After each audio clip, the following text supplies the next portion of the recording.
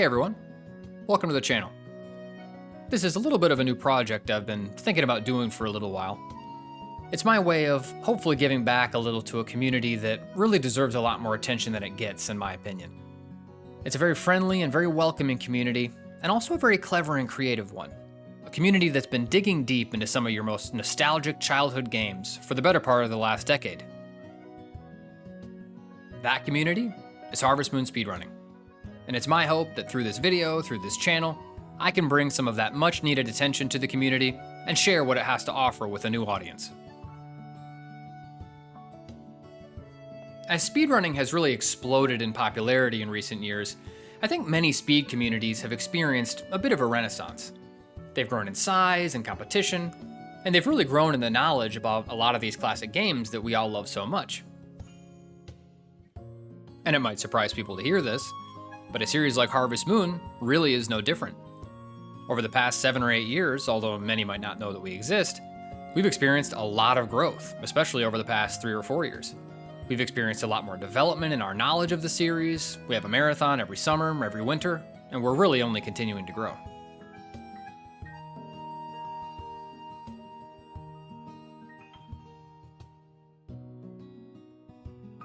In this video, I'd like to address kind of the elephant in the room, and that would be, how does one speedrun Harvest Moon? You know, I think it's no secret that certain genres tend to be much more strongly associated with speedrunning, like platformers or action-adventure games, and I think that's because it's a little easier for viewers to actually see the progression of the run as the runner advances from one level or area to the next, whereas Harvest Moon games tend to take place entirely in the same village, with the player just slowly building up their farm. But Harvest Moon has its own internal logic and progression system that speedrunners study and make use of. And I hope that by providing a little bit of background and insight on that process, I can show you all what makes Harvest Moon interesting and fun to speedrun, and maybe get some of you interested in running or watching yourselves. As just a quick note, throughout the video I'll be using the term Harvest Moon or HM as kind of a blanket term for the series, but this also includes so-called Story of Seasons games, which is just the name that's been used for the series in the West since about 2015. With all that said, I hope you enjoy the video.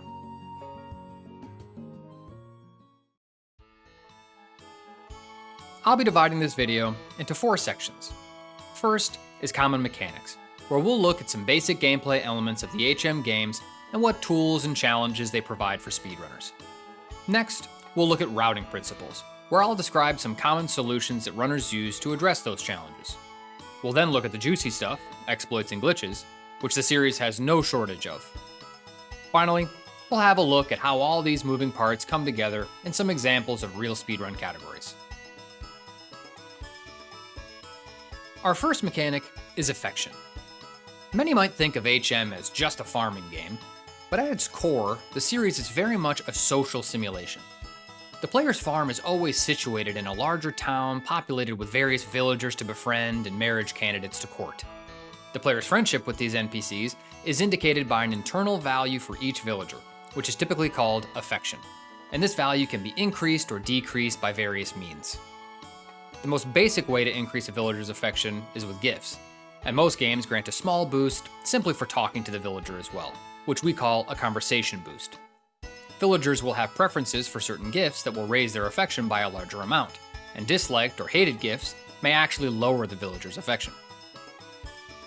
A key limitation of gift and conversation boosts is that they are each typically limited to 1 per day, meaning that raising affection must be done gradually, but we'll discuss some exceptions to this rule later. Other ways to increase affection could include triggering certain event cutscenes or participating in certain festivals. Other things that could decrease affection include letting an animal die, littering in certain games, or failing to interact with the villager for a period of 1 or more days. Raising the affection of various villagers is a key component of almost all HM speedruns. An obvious example would be marriage runs, which aim to increase a given marriage candidate's affection to a high threshold where they will accept the player's proposal. Another would be HM64 All Photos, where many villagers must be befriended in order to obtain the elusive party photo at the end of the game. One challenging aspect of the affection system is that in most older Harvest Moon titles, the villagers' affection values are usually completely hidden from the player. Marriage candidates might give an approximation of their current affection, indicated by a colored heart next to their character portrait, but this only represents a rough estimate. Therefore, in order to execute the run optimally, runners must either route out the affection in advance by calculating the number of gifts or interactions before the run, or they must track the affection on the fly mentally. This is so that they don't waste time collecting and delivering excess gifts. Tracking and accounting for these hidden values represents one of the important skills required in Harvest Moon speedrunning. Our next mechanic is farming. I think many would agree that growing and harvesting crops makes up the core farm sim gameplay that casual players love so much about Harvest Moon. Not only is it relaxing, but it provides the primary way that most players will go about making money in the game, at least early on. The problem for speedrunners is that farming is very time intensive, and in the early game, the player usually has weaker tools and less stamina, meaning that it is often impossible to produce a large harvest in a short amount of time. Tilling and planting might be easy enough, but it's really watering that's so slow, as it must be done every day until the crop is grown, in the absence of rain. Because of this, runners may choose to plant crops and simply hope for rain. This is especially useful for shorter categories, such as SNES Marriage, where the runner can more easily reset bad runs until they get the right luck. In longer categories where frequent resets are impractical, runners may choose to manipulate the RNG if possible, effectively guaranteeing that they get the necessary rain and don't have to do any manual watering. Examples of this include Island of Happiness and Sunshine Island speedruns, two DS titles where RNG manipulation is feasible. However, in general, Harvest Moon speedrunners will tend to look for alternative sources of money if possible, and there are some high-risk, high-reward strategies that work well if successful. For example, some Friends of Mineral Town Marriage runs will bet it all on the horse race to obtain medals they can trade in for a large quantity of brooches, which can be sold for a high price. This is needed to afford everything for the notorious TV shopping necessary for obtaining all the marriage requirements. The runner may need to grow crops for other reasons in certain categories, maybe as a gift or to unlock something else, but strictly as a money-making strategy, they're a tricky thing to route into Harvest Moon speedruns, so they are avoided when possible. But if they can be implemented correctly, they can prove fruitful and profitable. As our last mechanic, let's look at animals. Along with growing crops, raising cows and chickens is the other core pillar of HM gameplay that makes the series so sweet and easygoing.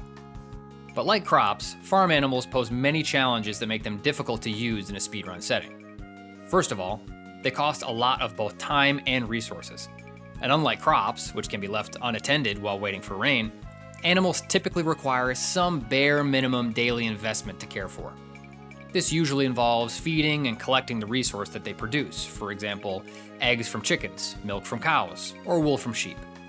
The feed itself must also be bought or produced in some way, for example, growing and cutting grass for fodder, or corn for chicken feed.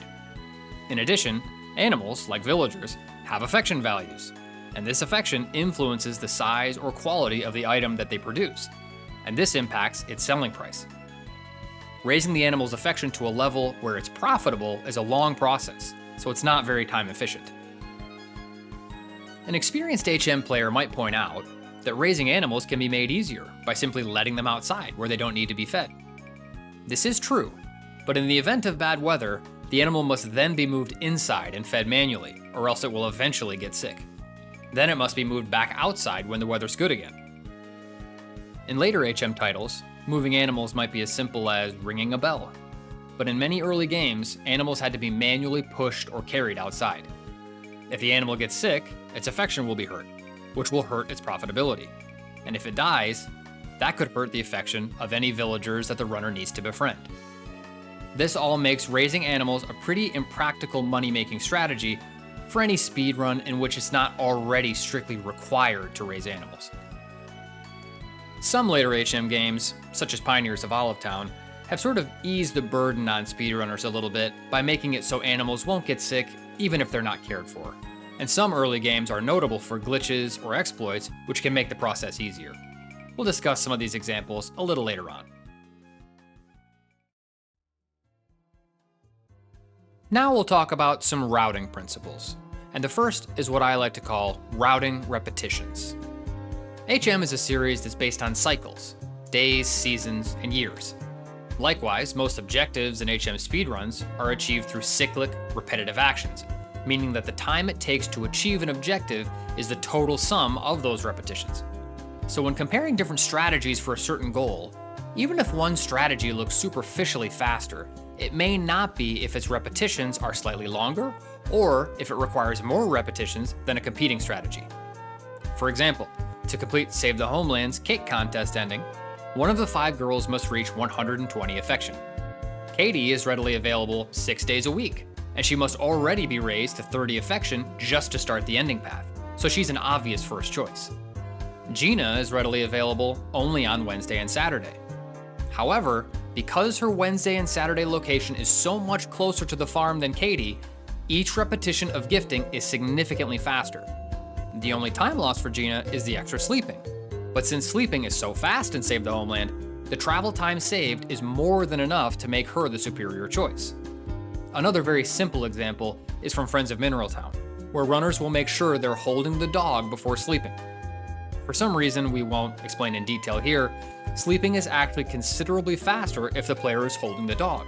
So even though it takes time to bring him inside and pick him up every day, it saves significant time over the entire run due to every sleep being that much faster.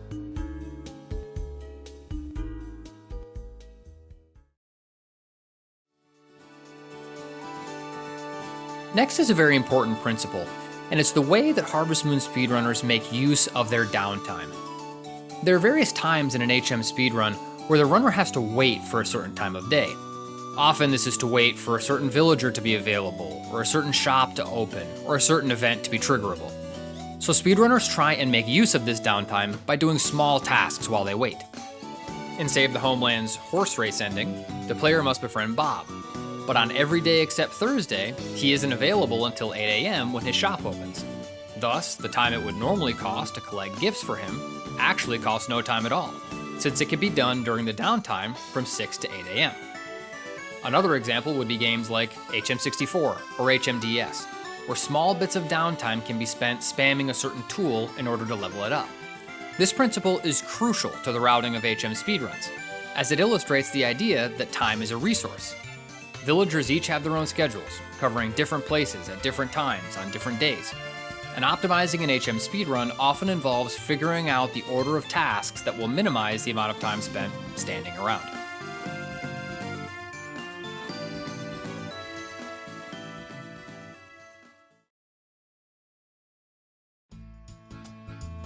For our last principle, let's look at a very subtle distinction in HM speedruns, and that's the distinction between real-time and calendar days.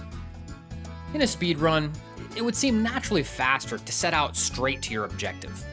But the calendar is actually a very powerful variable in Harvest Moon in the way that it makes certain events or resources available to the player depending on the day of the week or the time of the year.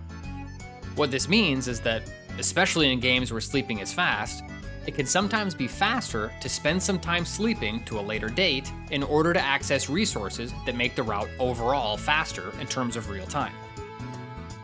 Our cake contest example from earlier is a simple case of this, where the Gina strats take significantly more in-game days than Katie strats, but she's faster in terms of real time.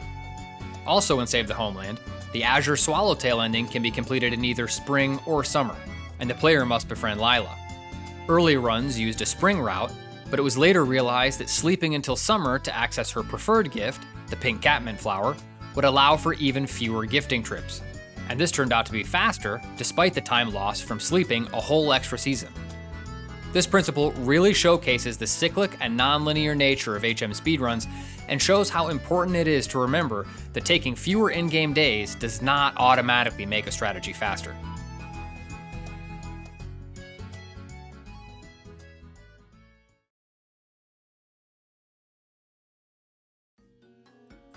Okay, let's finally get into some of the fancy stuff.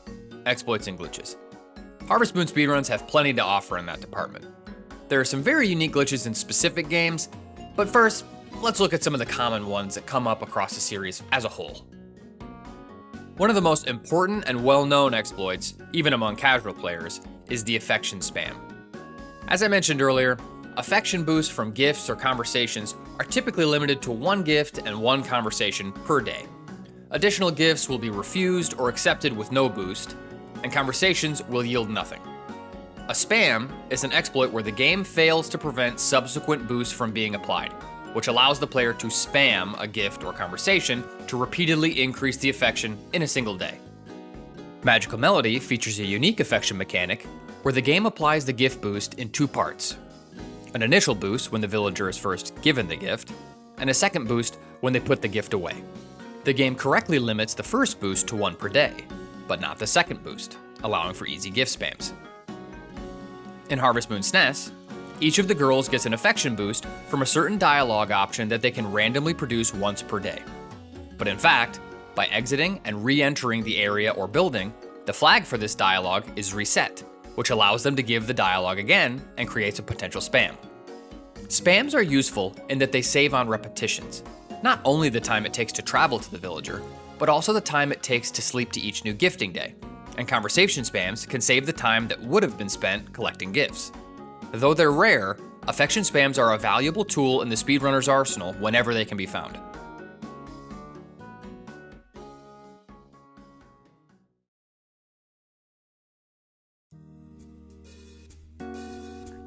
Next is a big one, item dupes.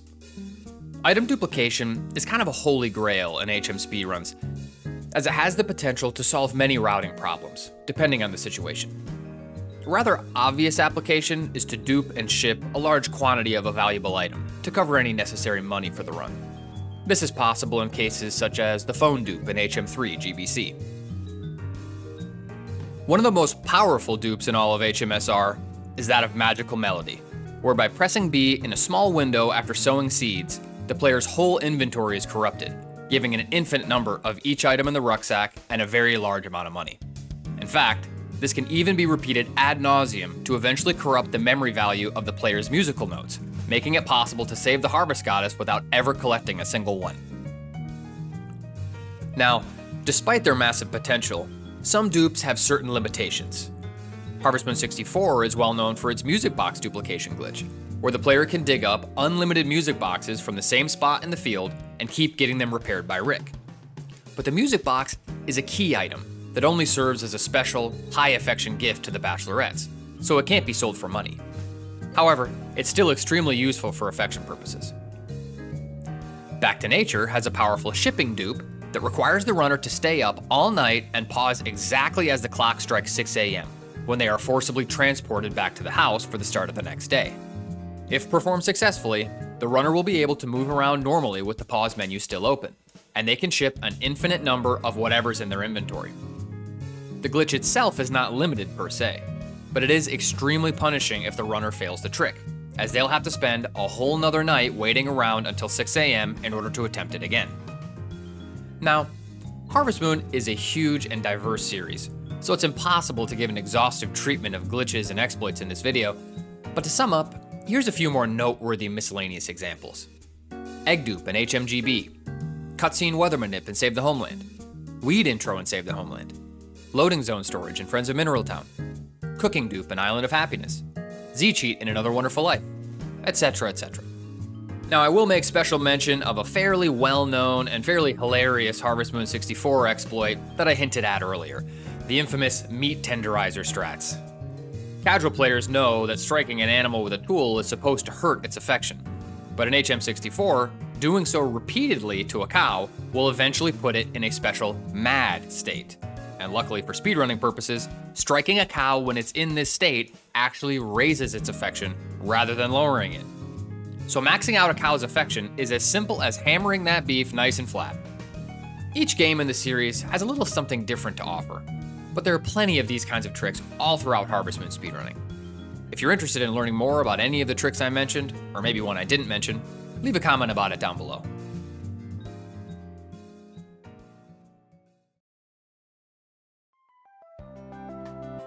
In this last section, I'd like to give a fuller picture of these concepts in action, so let's look at a few different examples of real Harvest Moon speedrun categories, from the more simple and straightforward to the more intricate, full-game challenge runs.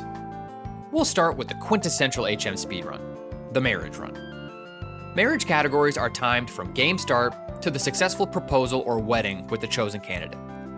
On a basic level, this kind of run involves raising the bachelor or bachelorette's affection to the level where they'll accept the player's proposal. So on the surface, it might seem to be as simple as daily gifting until the affection threshold is reached.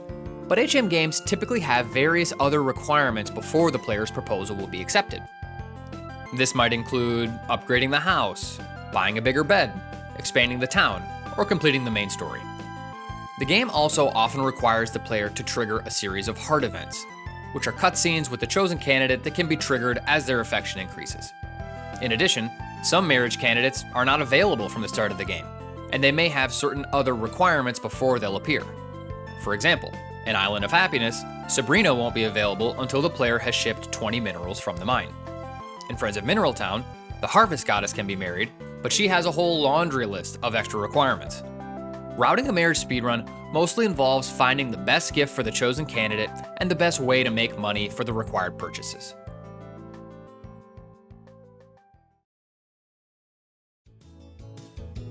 Next, a fun way to try out a certain game or get started in Harvest Moon speedrunning in general is achievement runs. These are runs that aim to complete a smaller side objective of the game. Achievement runs could be compared to individual level speedruns in other games. The objective could be anything, so it allows for a lot of ideas and individual creativity, but it's often an objective that is otherwise not required in other categories of the game. A good example would be all recipes in Harvest Moon 64, where the recipe book is completed, or 64's various individual photo categories, some of which only take a few minutes. In Animal Parade, the overall objective of the game is to collect the 5 different color bells: red, yellow, blue, green, and purple, each of which requires different tasks, such as farming, mining, or cooking. But the community also has categories for each individual bell, which makes for more compact challenge runs. The objective for such a run could even be as simple as just win the cow festival. There may not be official leaderboards for some of these categories, but that shouldn't discourage anyone from getting creative for the purposes of a fun, collaborative routing exercise and a bit of friendly competition.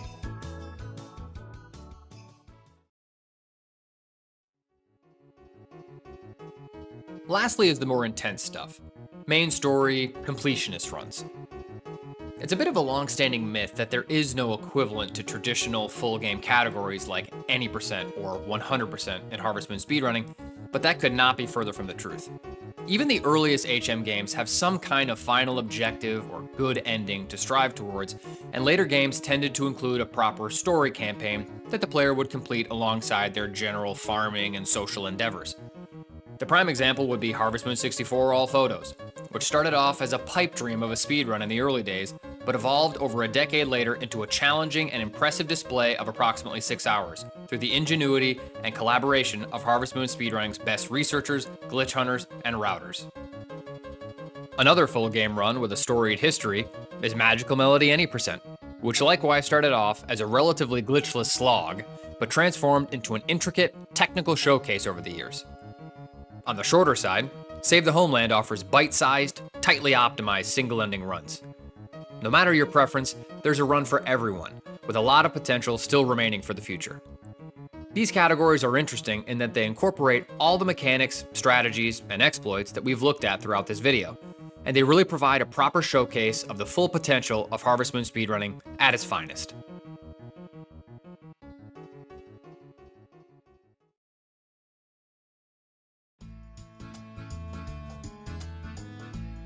Well, I think that just about does it for now.